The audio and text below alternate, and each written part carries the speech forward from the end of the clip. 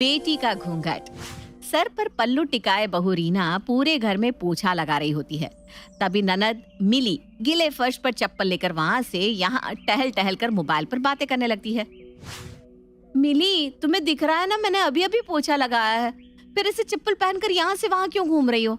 अरे मदद नहीं कर सकती हो तो कम से कम मेरा काम तो मत बढ़ाओ। भाभी, ये क्या तरीका हुआ बात करने का? आप हमेशा मुझसे ऐसे उखड़े हुए अंदाज में बात क्यों करती हैं? अरे ऐसा क्या बिगाड़ा है मैंने आपका? नहीं बिगाड़ा है तो बिगाड़ लो ना। अरे यहाँ पहले ही इतना काम फैला हुआ है, ऊपर से तुम मेरा काम बढ़ाने में लगी हुई हो। तुम्हारा क्या है, तुम तो पूरा दिन कमरे में बैठकर ऑर्डर चलाओगी और तुम्हारा सब काम तुम्हें बिस्तर पर बैठे बैठे तैयार मिल जाएगा। लेकिन हमें हाथ पैर चलाकर काम करना पड़ता है, इसलिए प्लीज मेहरबानी करो, जब तक मैं सफाई कर रही हूँ ना, बिल्कुल वैसे ही अपने कमरे में बैठी रहो जैसे पूरा दिन बैठी रहती हो। आपकी इन्हीं हरकतों की वजह से ना भाभी, मेरा आपसे बात करने का मन ही नहीं करता। अरे आप जब भी मुंह खोलती है हमेशा आग ही क्यों उगलती रहती हैं? कभी कायदे से भी तो बात कर सकती है किसी के साथ। जा रही हूँ मैं अपने कमरे में, मुझे भी कोई शौक नहीं है आपसे बात करने का। भाभी के साथ बहस करने के बाद मिली मुंह फुलाकर अपने कमरे में जाकर बैठ जाती है।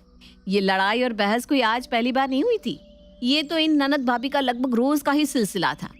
रीना और मिली के आपस में कुछ खास बनती नहीं थी, न जाने क्यों एक शीत युद्ध सा चलता रहता था दोनों के बीच। कुछ दिनों बाद मिली की शादी अनुज के साथ हुई और वो अपने ससुराल चली गई। मिली को ससुराल गए कुछ महीने बीत गए थे। आज मिली अपने मायके आने वाली थी, इसलिए घर में सभी लोग जोर शोर से उसके स्वागत की तैयारी में लगे हुए थे। रीना बहू, सारी तैयारियां हो गई है ना? मिली बस आती होगी। और हाँ, घर में सब कुछ बिल्कुल वैसे ही तैयार कर दो जैसे उसे पसंद है। उसके कमरे की सफाई और उसका बेड तो तुमने लगा दिया था ना।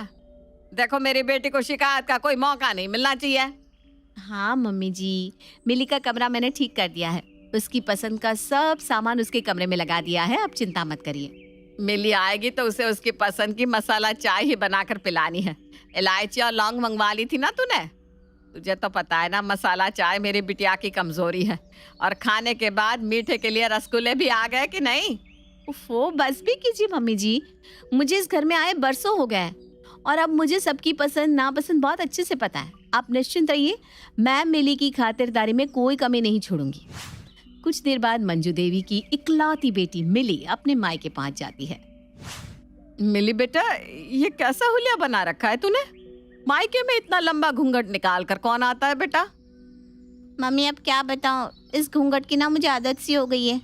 और आपको पता है ना, बहू के सर के बाल दिख जाए तो ससुराल में बवंडर मच जाता है। अरे कौन से जमाने में जी रहे हैं तेरे ससुराल वाले? भला इतना लंबा घूंघट आज के जमाने में कौन करवाता है? पढ़ी लिखी लड़कियों से ऐसे चौंचले कराने का मतलब ही क्या है?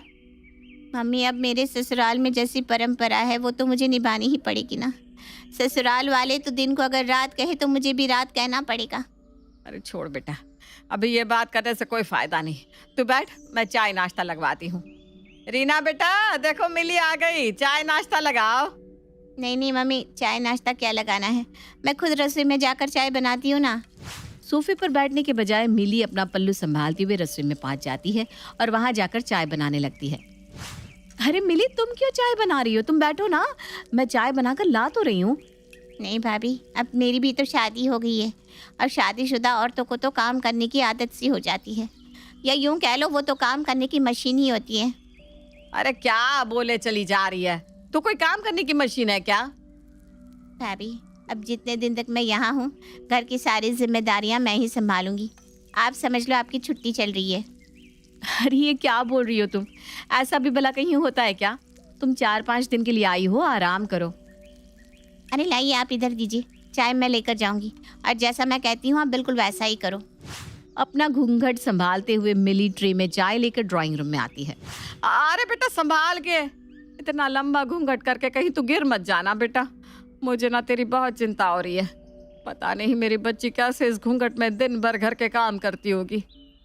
सबको चाय नाश्ता देने के बाद मिली सबके जूठे बर्तन समेटकर रसोई में ले जाती है। उसके बाद सर पर घूंघट संभालते हुए रसोई में खड़े होकर बर्तन धोने लगती है। अरे बेटा, बर्तन क्यों मांज रही हो? तेरी भाभी धो लेगी ना। नहीं मम्मी, मुझे आदत है ये सब करने की, आप चिंता मत करिए। मंजू देखती है कि बेटी मिली को सर पर साड़ी का पल्लू रखकर बर्तन धोने में बहुत असुविधा हो रही है। बार बार उसका पल्लू सर से सरक कर नीचे गिर जाता है और फिर वो अपने हाथों में लगे साबुन को धोकर पल्लू को वापस सर पर रखती है और बर्तन धोने लगती है। अरे बेटा, इतनी गर्मी हो रही है, तू कैसे इस पल्लू में लिपट कर काम कर रही है? तुझे गर्मी नहीं लग रही क्या? मम्मी, बहू को गर्मी कहाँ लगती है? उनको तो भगवान ने स्पेशल पावर्स दे रखी है ना। ना उन्हें गर्मी लगती है, ना ठंड, ना भूख लगती है, ना प्यास। घर के काम करते समय वो सुपर वुमन बन जाती है। आप तो ये बात जानती ही होंगी। पता नहीं कैसे घर में शादी कर दी हमने अपनी फूल सी बच्ची की। अरे इतने नाजों से पाला था, कभी एक गिलास पानी नहीं लेकर पिया बिटिया के हाथ से, और देखो तो वहां जाकर बेचारी को इतना काम करना पड़ रहा है। मेरी बेटी तो बिल्कुल पहचाने में नहीं आ रही, लगता ही नहीं कि ये हमारी मिली है। शाम के समय मैं खाना बनाने जा रही हूँ, बता दीजिए मम्मी खाने में क्या बनेगा? अरे बेटा, ये तेरा घर है, जो तेरा मन करे अपनी भाभी को बता दे और तू जाकर ना कमरे में आराम कर, वो बना लेगी। नहीं नहीं, मेरी पसंद कुछ नहीं होती मम्मी, पसंद तो आप लोगों की होती है, मतलब घर के बड़ों की या मर्दों की होती है ना। आप बताओ क्या बनेगा? अच्छा ठीक है, तो आलू टमाटर बना ले। मिली रसोई में जाकर खाना बनाती है और सबको खाना परोस देती है। अरे बेटा, तू भी आ जा। नहीं मम्मी, आप लोगों के साथ बैठकर मैं कैसे खा सकती हूँ? मैं सबसे आखिर में खाऊंगी। सबको खिलाने के बाद मिली सर पर पल्लू टिकाकर रसोई के बाहर लगी चेयर पर बैठकर खाना खाने लगती है। अपनी बेटी को पसीने से लथपथ होकर साड़ी के पल्लू से पसीना पोंछते हुए सबसे अंत में खाना खाते देख मंजू उसके पास आती है। अरे बेटा, यहाँ डाइनिंग टेबल पर आकर खा लेती ना, यहाँ गर्मी में बैठकर कैसे खाएगी? तेरा गर्मी से जी नहीं घबरा रहा? नहीं मम्मी, मैंने बताया ना आपको, बहुओं को गर्मी नहीं लगती। क्यों नहीं लगती? ऐसा किसने कहा तुझसे? क्योंकि वो बहू है, इसलिए उनके अंदर कोई भावना नहीं होती। ना उनकी कोई पसंद नापसंद होती है, ना उनके खाने पीने का समय होता है, ना भूख लगती है, ना गर्मी लगती है, ना ही उन्हें कुछ भी कहने का अधिकार होता है। अरे अक्कल पर पत्थर पड़ गए थे मेरे, जो बस अच्छा लड़का देखकर अपनी लाड़ू की शादी उस घर में करा दी। बेटा, मुझे नहीं पता था कि मैं शादी करके तेरी खुशियों का गला घोट रही हूँ। अरे हमारी इतनी हंसती खेलती लड़की को क्या से क्या बना दिया 2 महीने में। मैं अभी बहन जी से बात करती हूँ। देख बेटा, घबराने की कोई बात नहीं है, तुझे किसी से डरने की कोई जरूरत नहीं है, तेरी माँ है तेरे साथ। मम्मी सच बताना, आप मुझे नहीं देख पाई ना इस तरह? आपको बहुत तकलीफ हुई है ना? अरे किस माँ को खुशी होगी अपनी बेटी को ऐसे देखकर बेटा? मेरा तो जी जल रहा है सच में। मम्मी, अगर आप अपनी बेटी को एक दिन इस हाल में नहीं देख पाई, तो पिछले 8 साल से जो भाभी इस तरह से रह रही है, वो आपको क्यों नहीं दिखा? क्या आपने कभी महसूस किया कि इतनी गर्मी में सर पर पल्लू रखकर खाना बनाने में और घर का सारा काम करने में उन्हें कितनी दिक्कत आती होगी? क्या सर्दी गर्मी बस बेटियों के लिए होती है? बहू लोहे की बनी होती है क्या? बरसों से भाभी हमारी पसंद का खाना बना रही है, कभी आपने उनसे कहा कि आज तू अपनी पसंद का बना ले? क्यों, उनकी कोई पसंद नहीं है क्या? वो बेचारी पूरा दिन काम करती हैं और खाना सबसे लास्ट में खाती हैं। आपने ही उन्हें अपने खानदान का ये नियम बताया था ना कि बहू सास ससुर के साथ बैठकर खाना नहीं खा सकती, इसलिए वो बेचारी सबसे अलग थलग नौकरों की तरह बिना पंखे के रसोई में खड़े होकर खाना खाती हैं। जब तक मेरी शादी नहीं हुई थी, मैं हमेशा यही समझती थी कि भाभी बहुत गुस्सैल है, हमेशा मुझसे झगड़ती रहती हैं। लेकिन शादी के बाद समझ में आया कि शायद भाभी को मुझसे थोड़ी उम्मीद थी कि मैं उनका हाथ बटाऊं, कम से कम उनके ऊपर काम का थोड़ा प्रेशर हल्का हो जाए। लेकिन मैंने कभी उनकी किसी तकलीफ को समझने की कोशिश ही नहीं की। शादी के बाद मुझे ये समझ में आया कि एक बहू और बेटी होने में कितना अंतर होता है। बस तभी मैंने सोच लिया कि मैं आपको इस बात का एहसास करा के रहूंगी कि भाभी आपके साथ किन हालातों में रह रही है और वो गलत है। माफ कर दे रीना बेटा, सच में सब कुछ देखकर भी मैं अनजान बनी रही। आज के बाद तुझे इस पल्लू की कोई जरूरत नहीं है। जैसी बेटी वैसी बहू, ये तेरा ही घर है बेटा, खुल कर जी और अपने मन से खा पी और पहन। बहू का जीवन सुधारना हमारे हाथ में है, लेकिन बेटी के जीवन की डोर तो अब ससुराल वालों के हाथ है और हमें जीवन भर पछतावा रहेगा कि हमने तुझे गलत हाथों में सौंप दिया। अरे मम्मी, आपकी बेटी की डोर सही हाथों में है। मेरे ससुराल में मुझे बहुत मान सम्मान और आज़ादी मिली हुई है। ये घूंघट तो बस आपको समझाने के लिए था। मेरी चिंता छोड़िए आप, बस भाभी के चेहरे की गुम हो चुकी हंसी वापस ले आइए। रीना की आंखें आंसुओं से भीग चुकी थी और उसने मिली को कसकर गले से लगा लिया था। बीवी बनी बोझ। राकेश आज फिर अपने दोस्तों के साथ लेट नाइट पार्टी करके घर आता है और सपना राकेश से कहती है, राकेश जी, हमारी शादी को 3 साल हो चुके हैं। इन 3 साल में आपने अब तक अपने करियर की ओर ध्यान नहीं दिया। आज भी आप मुझसे या तो फिर माँ जी से पैसे मांगते हैं अपने दोस्तों के साथ घूमने के लिए। आप जानते हैं ना, मैंने जॉब करनी भी इसीलिए शुरू की ताकि आपको मेरी ज़रूरत पूरी करने के लिए माँ जी या पिताजी के सामने हाथ न फैलाना पड़े। अब तुम फिर से मुझे ताने मारोगी, वो भी इस चीज के लिए कि मैं तुम्हारे शौक पूरे नहीं कर पा रहा। अगर तुम अपनी जरूरतें खुद पूरी कर रही हो तो ये तो अच्छी बात है ना। पता नहीं फिर भी तुम मुझसे इतना लड़ती क्यों रहती हो। मैं आपसे इसलिए लड़ती रहती हूँ ताकि आप अपनी जिम्मेदारियों को समझें और अपने दोस्तों के साथ घूमना फिरना कम करके अपने करियर पर ध्यान दें। मुझे क्या करना है और क्या नहीं ये तुम मुझे मत बताओ। तुम खुद मेरे लिए एक बोझ बनकर बैठी हो। क्या कहा आपने? मैं आपके लिए बोझ हूँ? अरे यार, मैं यहाँ अपनी जरूरतें पूरी नहीं कर पा रहा हूँ, ऊपर से माँ पापा ने मेरी शादी तुमसे करवा दी और तुम्हें मेरे गले बांध दिया। और वैसे भी अभी मैं अपनी लाइफ जी रहा हूँ, मैं अभी तुम्हारी कोई जरूरत पूरी नहीं कर सकता, समझी तुम? राकेश की ये बात सुनकर सपना को बहुत बुरा लगता है। वो गुस्से में वहां से चली जाती है। अगली सुबह घर का राशन खत्म हो चुका होता है, जिसके लिए सपना अपने सास ससुर से पैसे ना मांग कर अपने पति से मांगती है। घर का राशन खत्म हो चुका है, मैंने अपनी सैलरी आपको दी थी, उसमें से मुझे कुछ पैसे दीजिए ताकि मैं घर का राशन ला सकूं। अरे यार, घर में राशन खत्म हो गया है तो मैं क्या करूं? इसके लिए तुम मुझसे पैसे क्यों मांग रही हो? माँ पापा के पास जाओ। मैं कौन सा काम कर रहा हूँ जो तुम्हें पैसे दूंगा? और तुमने जो मुझे पैसे दिए थे वो तो पहले ही घर की चीजों में खर्च कर चुका हूँ। यही तो दिक्कत है आपकी कि आपसे जब भी पैसे मांगो आपकी जेब खाली मिलती है। अरे आखिर कब तक माँ और पापा घर को संभालेंगे? जब तक वो दोनों जिंदा है तब तक। आई बात समझ में? इस तरह से राकेश लड़ाई करके घर से चला जाता है और हमेशा की तरह फिर से रात को लेट घर आता है। और हमेशा की तरह आज भी सपना राकेश का इंतजार कर रही होती है। रात को जब राकेश घर आता है तो सपना राकेश को समय दिखाते हुए कहती है, समय देख रहे हो मिस्टर राकेश? मुझे समझ में नहीं आता तुम्हारी प्रॉब्लम क्या है। तुम हर समय हर छोटी छोटी बात पर मुझसे लड़ती क्यों हो? ताकि आप अपनी रिस्पॉन्सिबिलिटीज को समझो।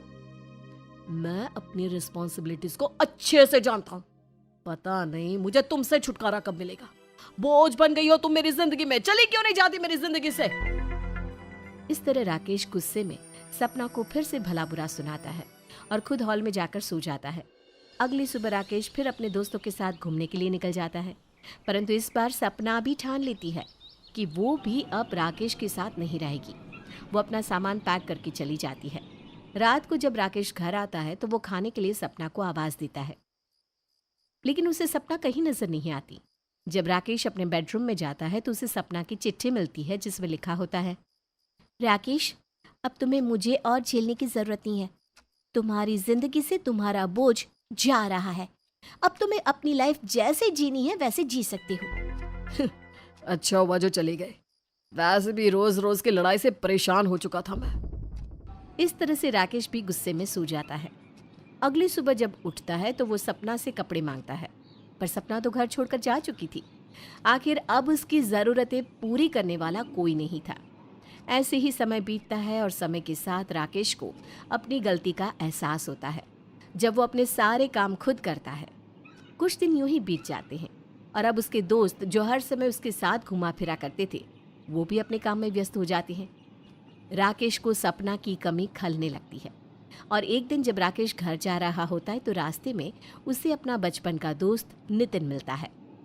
अरे यार नितिन, कैसा है तू? कितने दिनों बाद मिला है आज। मैं तो ठीक हूँ, भाभी कैसी है? वैसे तू अब काम करने लगा है या आज भी आवारा लड़कों की तरह ही घूमता फिरता है? नितिन की ये बात सुनकर राकेश का मुंह उतर जाता है। उसकी उदासी देख नितिन कहता है, क्या हुआ भाई, सब ठीक तो है ना? मैंने ऐसा भी क्या कह दिया जो तेरा मुंह लटक गया? राकेश सारी बात नितिन को बताता है। राकेश की बात सुनकर नितिन राकेश को समझाते हुए कहता है, देख राकेश, कई बार होता है कि हम दिमागी रूप से शादी और जिम्मेदारियों के लिए तैयार नहीं रहते, पर फिर भी हमारी शादी हो जाती है। शादी होने के बाद हमारे कंधों पर कुछ जिम्मेदारियां भी आ जाती है और उन जिम्मेदारियों को निभाना बहुत जरूरी होता है। इसलिए हमें जल्द से जल्द अपना बचपना छोड़कर अपनी जिम्मेदारियों को संभाल लेना चाहिए। पर नितिन मैं क्या करूं, मुझे कुछ समझ में नहीं आ रहा। और अब तो सपना भी चली गई है। सपना के जाने के बाद मुझे समझ में आ रहा है कि सपना मेरे लिए बोझ नहीं थी, बल्कि मैं सपना के लिए बोझ था। अरे राकेश, गलतियां तो हर इंसान से होती है। तेरे पास अब भी एक मौका है। अपनी गलतियों को सुधार कर भाभी को घर ला सकता है। वो कैसे? उनकी शिकायतें दूर करके। मैं जिस कंपनी में काम कर रहा हूँ वहाँ मैनेजर की पोस्ट खाली है। तू कहे तो तेरे लिए बात करूँ। अब क्या था, अब राकेश अपने दोस्त नितिन के साथ काम पर लग जाता है और सपना से माफ़ी मांगने के लिए उसके घर जाता है, जहाँ राकेश की सास राकेश को देखकर कहती है, दामाद जी, आप इस वक्त यहाँ पर? अब आपको मेरी बेटी से क्या चाहिए जो आप यहाँ पर आए हैं? माँ जी, मैं यहाँ सपना को लेने आया हूँ और उससे माफ़ी मांगने के लिए। सपना से कहिए ना मैं आया हूँ। मैं अपनी बेटी को ऐसे इंसान के साथ हरगिज नहीं भेजूंगी जो उसे बोझ समझता है। मेरी बेटी आपके लिए बोझ होगी दामाद जी, मेरे लिए नहीं। मुझसे गलती हो गई माँ जी, मुझे माफ़ कर दीजिए। मैं वादा करता हूँ अब मुझसे ऐसी गलती दोबारा नहीं होगी। राकेश की आवाज़ सुनकर सपना बाहर आती है। जब वो राकेश को अपनी माँ के सामने हाथ जोड़कर माफ़ी मांगता हुआ देखती है तो उसका दिल भर आता है। वो कहती है, माँ, राकेश जी को माफ़ कर दीजिए। मैं मानती हूँ उन्होंने कभी भी पति धर्म नहीं निभाया, हमेशा मुझे बोझ समझते रहे। पर राकेश जी मुझसे प्यार भी बहुत करते हैं। बेटा, मैं तुझे ऐसे इंसान के हाथ कैसे सौंप दूं जिसे तेरी कदर ही नहीं है? माँ जी, मुझे एक मौका दीजिए, मैं सब ठीक कर दूंगा। सपना, जब से तुम गई हो कुछ अच्छा नहीं हो रहा मेरे साथ। अब तुम मेरे साथ घर चलो, मैं तुम्हें शिकायत का एक भी मौका नहीं दूंगा। वो कहते हैं ना, जब मियाँ बीवी राजी तो क्या करेगा काजी। सपना राकेश को माफ कर देती है और राकेश सपना को अपने घर ले आता है। पर इस बार जब सपना घर आती है तो उसे ये सुनने को नहीं मिलता कि वो बोझ है, बल्कि राकेश उसका पूरा सम्मान करता है जिसकी सपना हकदार होती है और उसकी सारी शिकायतें और जरूरतों को भी पूरा करता है। साथ ही वो अपने घर की सारी जिम्मेदारियों को भी बखूबी निभाता है।